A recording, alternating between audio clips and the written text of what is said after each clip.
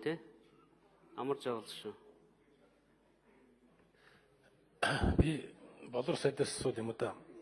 Бид нар ч одоо энэ жилийн хувьд бол 3 дахь удаага улсынхаа төсвийг тодтгол хийж байгаа шүү дээ. Улсын төсвийн орлого зарлах талд нь тодтгол хийгээл байгаа. Тэгээ зүүрлээд үзэх юм бол үндсэндээ бид нар ч нэг сурагчд нэг бодлого өгчхөд бод гээд өгөөд явуулсан. Нөгөө нөхөр маань буруу бодчиход төрөөд ирсэн. Тэгэхээр нь дахиад яг тэр бодлогоо буцааж өгөөд за чи одоо бодоод иргээд өгөөд явуулсан чинь дахиад бас буруу бодчиход төрөөд ирсэн.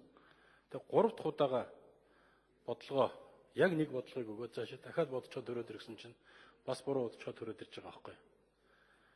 Тэгээ одоо энэ хийж байгаа тодтгол маань зөв болно гэдгийг одоо ер нь бид нэр яаж мэдэх вэ? Ямар арга зам байна? Нэг л ухаанаар олж өгөхгүй шүү дээ болорсоо да. Нэг жилийн дотор 3 удаа нэг бодлогыг 3 удаа бодож чадахгүй байна гэдэг ч одоо тэгээд бодлого бодож байгаа хүмүүсийнх нь нэг чанар чансааг харуулж байгаа баг. За тэрийг ч бас үзэж харж байгаа их хурл нь багш нь ч гэсэн бас өөрөө бас нэг тийм арчаатай нөхөр биш л болчих гээд байна л да.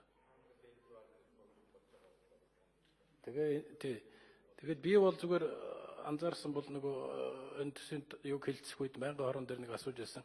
Төсвийн тодтголоо ер нь төсвөө бид нар улирлаар батлаад явж болдгоо юм уу гэж. Нэгэнт л өнөөдөр бодлогоо бодож чадахгүй байгаа бол заавал одоо ингээд нэг юм хэлэлцсэн болоод баталсан болоод тэгээд тэр нь сарын дараа дахиад бүтэхгүй болчих юм бол одоо ер нь яах юм бэ гэсэн ийм л асуулт байна л да. Энэ дээр